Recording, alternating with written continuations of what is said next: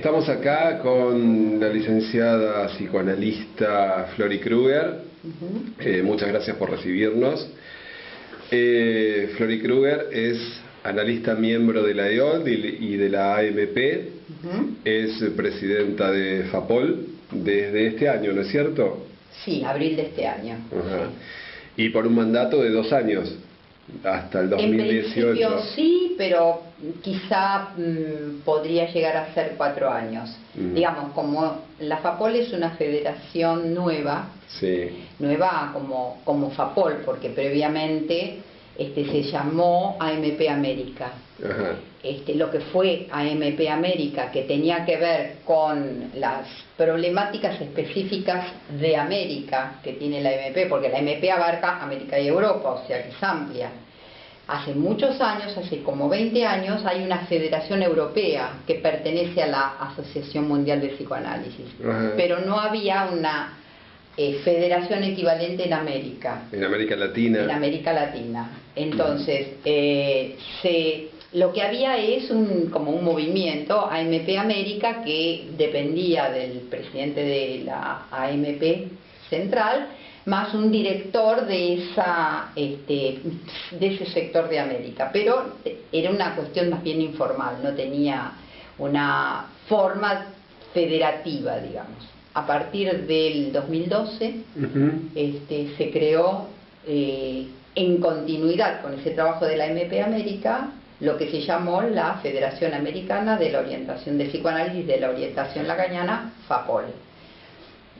Asumió como primer presidente de la FAPOL, Mauricio Tarrap, yo como vicepresidente, y 2 secretarios de Brasil, Angelina Arari y Rómulo y Jesús Santiago.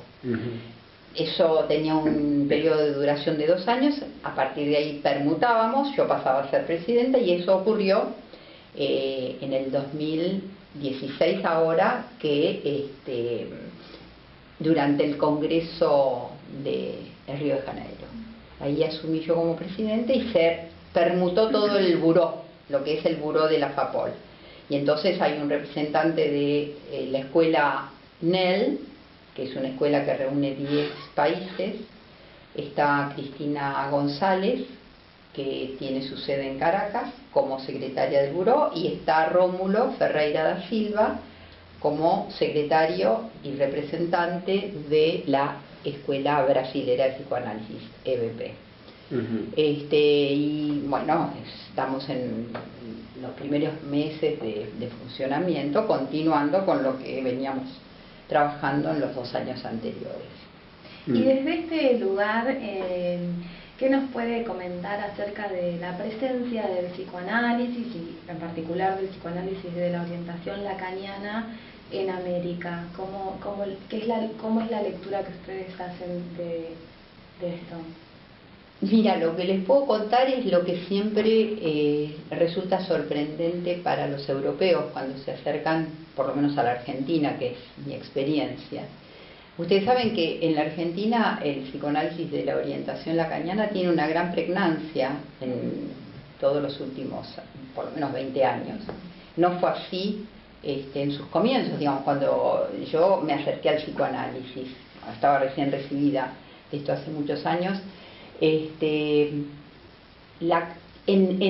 la carrera de psicología yo no estudié Lacan, no había en las carreras de grado estaba Freud, estaba Melanie Klein en los postfreudianos, pero había una materia que daba Fuckelman, que era una materia de especialización que si uno quería podía elegirla.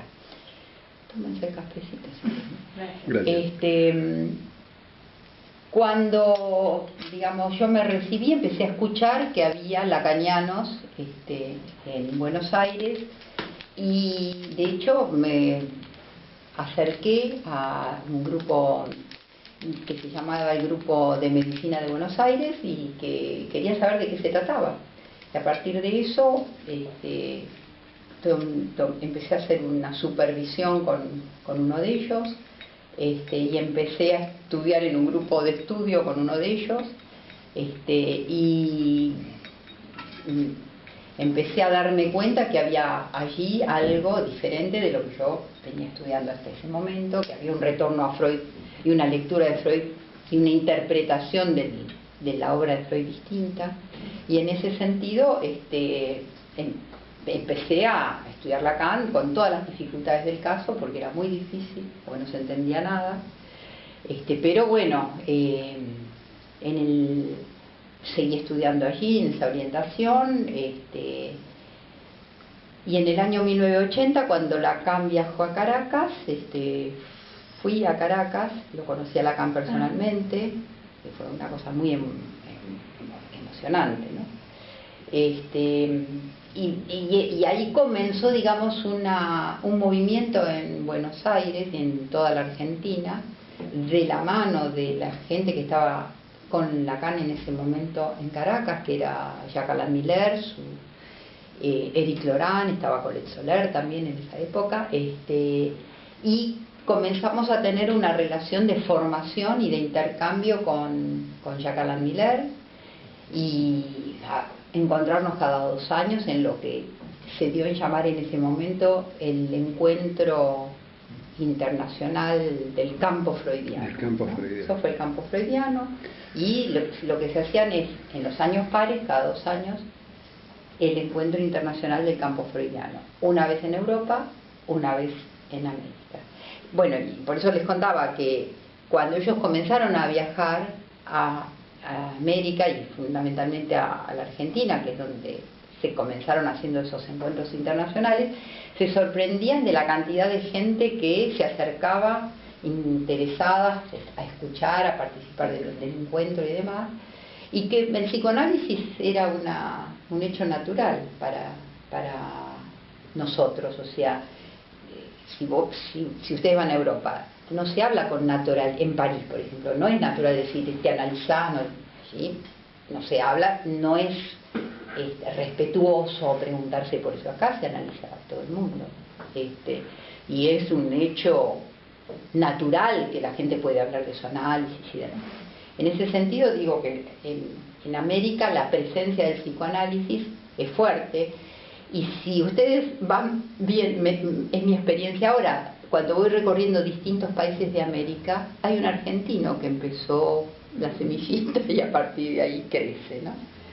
Argentina fue el país con mayor avance en psicoanálisis dentro de América Latina, entonces. Yo creo que por lo menos fue un poco el germen. El precursor. ¿No? El precursor. Me parece que la presencia de Oscar Mazota acá en la Argentina fue muy importante en ese sentido.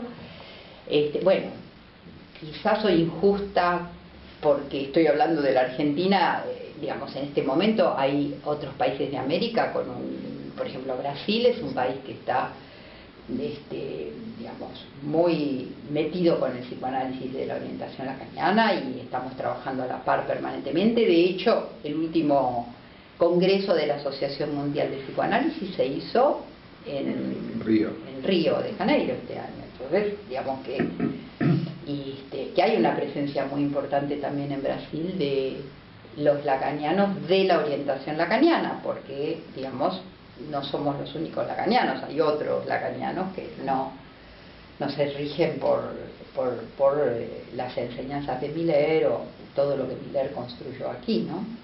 Bueno, y de esta manera, con estos, volviendo un poco a la historia, cada 2 años Europa, América, se creó lo que fue el movimiento hacia la escuela, ¿no? Con la intención de poder fundar una escuela en la Argentina. ¿Y cómo recuerda ese proceso? Y fue un proceso interesante porque hasta ese momento lo que teníamos éramos distintos grupos que no nos juntábamos entre nosotros. Nos conocíamos, pero bueno, había ciertas rivalidades, ciertas complicaciones en ese tipo de encuentros. Entonces, el movimiento hacia la escuela nos obligó de alguna manera a juntarnos. Lo que se hizo primero fue trabajar en carteles mezclados, carteles ampliados de más de 4+1, 10, 15, o sea. Y finalmente, después de un buen tiempo de trabajo alrededor de una figura como fue Miller en ese momento, se decidió la fundación de la EOL, de la Escuela de la Orientación Lacaniana, creo que fue en enero del 92, si no me equivoco. Y bueno, fue muy importante y fue difícil también porque en un primer momento todo era entusiasmo porque finalmente teníamos la escuela, pero luego en el interior mismo de la escuela empezaron a reproducirse los grupos que antes estaban cada uno por su lado. Pero creo que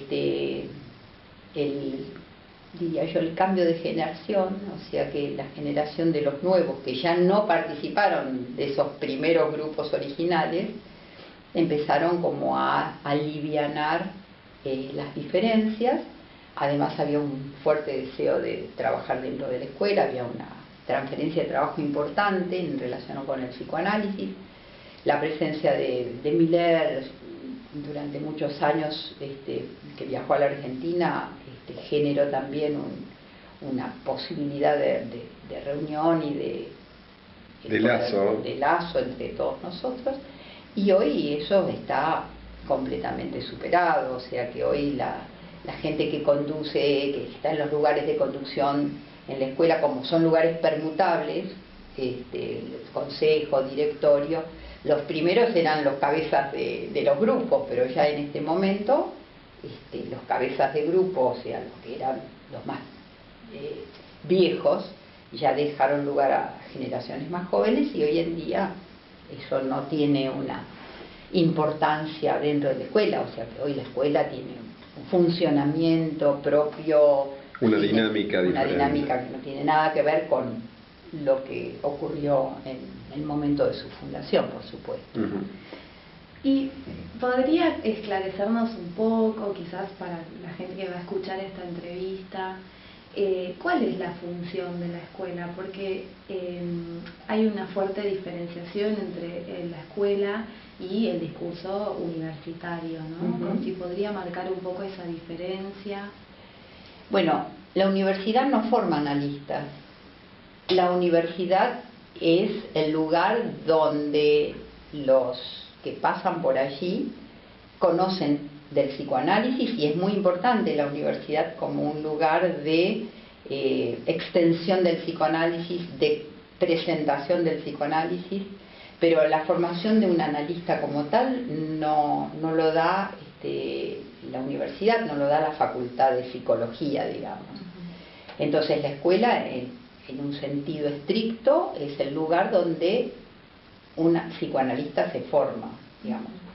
Es uno de los pilares de la formación del analista, porque, bueno, ustedes saben que la formación de un analista depende de tres patas: una es el propio análisis, otra es el control, y otro es lo epistémico, digamos, lo que uno puede estudiar teóricamente. Entonces, la escuela se funda, digamos, alrededor de un enigma, de una pregunta. La pregunta es: ¿qué es un psicoanalista? Y la escuela es el lugar que debería poder respondernos eso. ¿De qué manera? A través fundamentalmente de lo que es el PASE, de lo que es la experiencia de los analistas que han finalizado su análisis, que han podido atravesar la experiencia de PASE y que luego testimonian frente a la escuela de lo que es un analista, de lo que es cada uno de ellos como analista. Digamos, esa es la enseñanza que nos pueden transmitir. Y eso, digamos, está dentro de lo que es la experiencia escuela. O sea que la escuela es eso, es la pregunta ¿por qué es un analista? O sea que es una incógnita que tenemos que responder y a dónde vamos a trabajar para saber algo de eso. Es carteles por un lado y es PASE por otro lado, y es un lugar de encuentro donde los analistas pueden discutir, interrogarse y cada uno a su manera ir dando respuestas a esta pregunta que no tiene respuesta.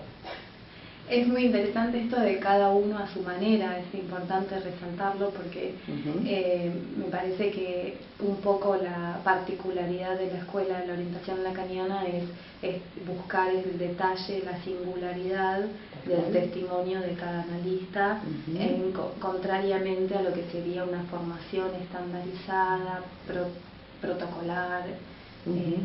Bueno, esa fue la gran pelea de Lacan y su excomunión, digamos, de la IPA tuvo que ver con eso, ¿no?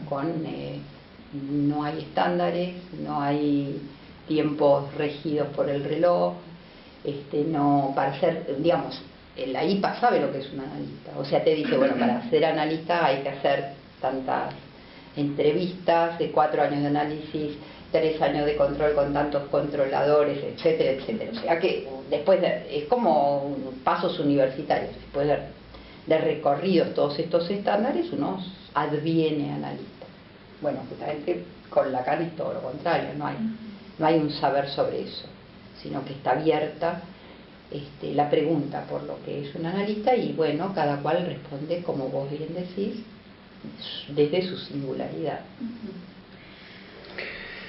Sí, yo quería preguntar como un poquito más para adelante, ¿no? Para adelante. Y en función de lo que se viene, de la ENAPOL 2017, y el título que lleva, Asuntos de Familia. Y lo que me llamó la atención fue en el video de presentación, que creo que lo vas a presentar vos. Yo no soy la directora, soy la presidente de FAPOL. Yo soy la de FAPOL, no soy la de ENAPOL. No, pero creo que el video estás como presentadora del video, ¿puede ser? No me acuerdo, puede ser. Bueno, justamente por eso te lo pregunto. No sé si, te cuento cómo es la cuestión. La relación ENAPOL, escuela FAPOL, sí. AMP, digamos, para que se entienda, porque son todos siglas que... Bueno. La FAPOL es la Federación Americana de Psicoanálisis y de la Orientación Lacaniana, que tiene bajo su paraguas, digamos, 3 escuelas de América. La EOL, la EBP, Brasil, y la NEL, que es la nueva escuela lacaniana, que tiene 10 países bajo su égida.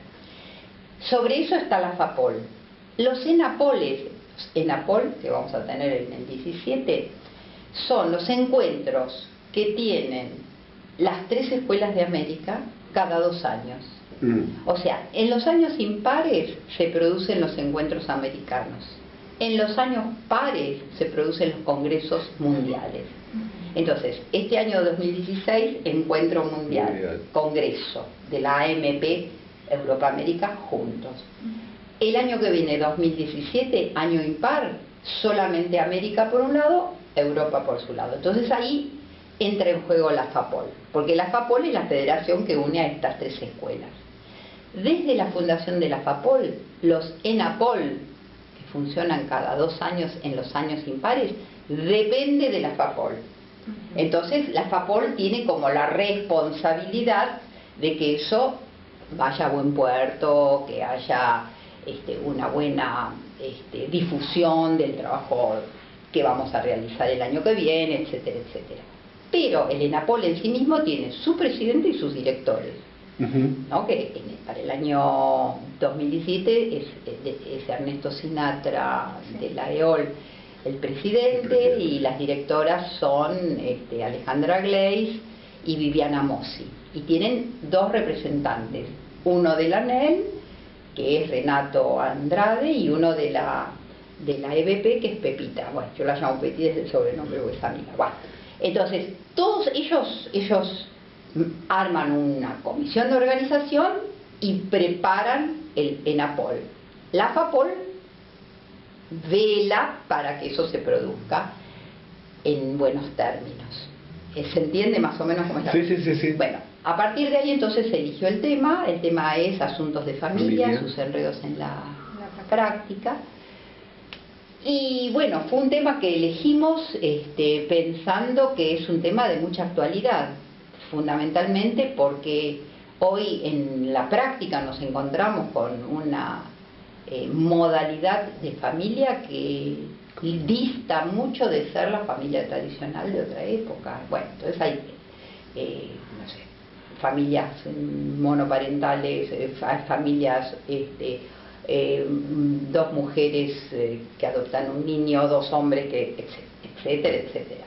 Hay variables de todo tipo. Y eso genera una modificación respecto de las consultas que nosotros recibimos. Entonces, interrogar la cuestión de la familia, los asuntos es lo que, digamos, se juega en el interior de cada una de estas nuevas modalidades de familia, es algo que como analistas nos interroga y es lo que vamos a trabajar para el año que viene, ¿no? Ese es el tema. No sé si con esto te... Sí. Incluso, digo, en la observación, digamos, del video me llamó la atención el tema que eligen de fondo, que es Persiana Americana, ¿sí? Sí. De Gustavo Cerati. Sí, tal cual. Entonces me llamó la atención eso, incluso bajé la letra para leerla, y bueno, habla de esto del límite, ¿no? De traspasar el límite. Y creo que, bueno, en las familias actualmente está esto, ¿no? El límite como un sin límite, posiblemente. Sí, es interesante que tú escuchas, ¿no? O sea, porque es como que pudiste advertir que hasta el tema que se elige tiene que ver con lo que se interroga allí mismo, ¿no? Toda la cuestión del atravesamiento de los límites es un tema muy actual y, bueno, estamos un poco cansados de escuchar la misma frase de la caída, de la función paterna, ¿no? O sea que, bueno, no hay autoridad, la autoridad del padre está perimida, digamos, hay una debilitación de la figura del padre, etcétera, etcétera. Si uno lo quiere pensar desde algún lado, ¿no? De qué manera los límites se atraviesan, creo que es una buena forma de pensarlo desde esta especie de caída de la función paterna, que es la que impone la autoridad, la que impone la ley, y que hay algo de esta ley que se volatiliza y que hay ahí un atravesamiento, ¿no? De estos límites y los efectos que esto produce, por supuesto. Y digo, si tuvieras que definir en este momento, en la época actual, ¿quiénes son los que toman? ¿Quiénes son los que toman esta figura de autoridad? Wikipedia. Hoy cuando querés preguntar, es una manera un poco rápida de responder, pero quiero decir, hoy no contesta un maestro lo que querés saber. Es más, yo no agarro más el diccionario. ¿no? Y yo soy grande ya, imagínate esto en la gente joven. Hoy todo lo que vos querés saber te lo responde Internet. Internet se llama, bueno, digo Wikipedia porque entro por Internet. Sí. O sea que o ponés lo que querés saber, el título, el nombre. Vos decís, yo te googleé y no hay muchos datos tuyos. ¿Pero qué hiciste? Fuiste a Internet a saber algo de lo que vos querés saber. Yo creo que el saber hoy no está representado por los padres, por los maestros. Hoy el saber es virtual. Y me parece que uno puede hacer un muy buen uso de eso, ¿no? Facilita mucho las cosas, ¿no? Frente a cualquier tema que vos tenés que pensar, escribir, dar una clase y demás, vas directo ahí y decís, a ver, ¿qué angustia? Vamos a ver, angustia. Jacques Lamiller, angustia, ¿qué dice? Drum, te sale todo. En fin, Lacan, que dice de el objeto A, te sale inmediatamente. Entonces, para mi gusto, hoy el saber está en la virtualidad. Y es un saber consistente, sin duda. Lo cual no es equivalente al saber del psicoanálisis, ¿no? Claro. Ahí ya pasa por otro lado. Digo, cuando hablo del saber en términos de conocimiento, ¿no? Viene muy bien Internet en la virtualidad. Bueno, Flori, esperamos con ansias Asuntos de Familia, entonces. Va a haber una presentación prontamente en la escuela. El 25 de octubre vamos a presentar en APOL Asuntos de Familia con Ernesto Sinatra en la EOL, así que están invitados si tienen ganas de venir. Muchas gracias. En nombre de todo el equipo de Consecuencias le agradecemos por esta entrevista, ha sido un placer. Bueno, gracias a ustedes y están invitados, por supuesto, no solo al 25 de octubre, sino al ENAPOL en la famosa Primavera Lacaniana del 2017. Bueno, muchas gracias.